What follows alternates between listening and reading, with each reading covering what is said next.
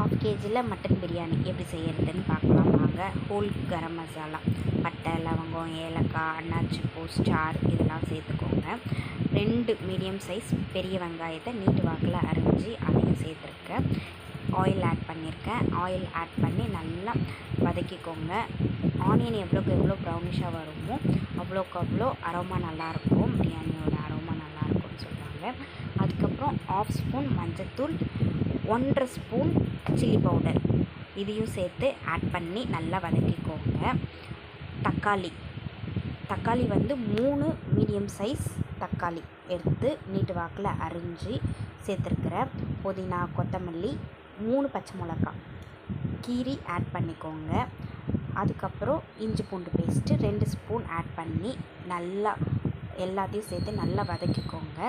அதுக்கப்புறம் 1/2 gauge mutton எடுத்து அதையும் ஆட் பண்ணி இந்த மசாலா கூட சேர்ந்து வர வரைக்கும் நல்லா வதக்கிக்கோங்க. நல்லா வதங்கிட்ட பிறகு நம்ம தயிர் ஆட் பண்ண போகிறோம்.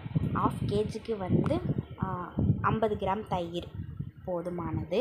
அதை நல்லா போட்டு கிளறிக்கோங்க. தயிர் எதுக்கு ஆட் பண்ணுறோன்னா, நம்மளுக்கு வந்து மட்டன் வந்து சாஃப்டாக வர்றதுக்காக தான் ஆட் பண்ணுறோம். தேவையான உப்பு போட்டு நல்லா வதக்கிக்கோங்க.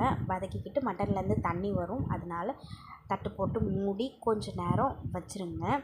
ஒரு 5 மினிட்ஸ்க்கு அப்புறம் திறந்து பாருங்கள். மட்டன் கொஞ்சம் தண்ணி விட்டு வெந்து வர ஆரம்பிக்கும். அந்த டைமில் வந்து நான் வந்து 1/2 கேஜ் ரைஸ் எடுத்துருக்கிறேன். அந்த 1/2 கேஜ் ரைஸுக்கு எனக்கு நான் டம்ளரில் அளக்கும் போது 2.5 கிளாஸ் வந்துச்சு. அதுக்கு வந்து 2.5 கிளாஸ் ரைஸுக்கு நான் தண்ணி வந்து 1க்கு 1.5 ரேஷியோவில் நான் எடுத்து ஆட் பண்ணியிருக்கேன் தண்ணி நல்லா கொதித்து வந்துட்ட பிறகு ரைஸ் ஆட் பண்ணிக்கோங்க. ரைஸ் ஆட் பண்ணி கிளறி வச்சுக்கோங்க. அதுக்கப்புறம் தட்டு போட்டு மூடி வச்சுருங்க. ஒரு 10 நிமிஷம் சிம்மில் வச்சு விடுங்க.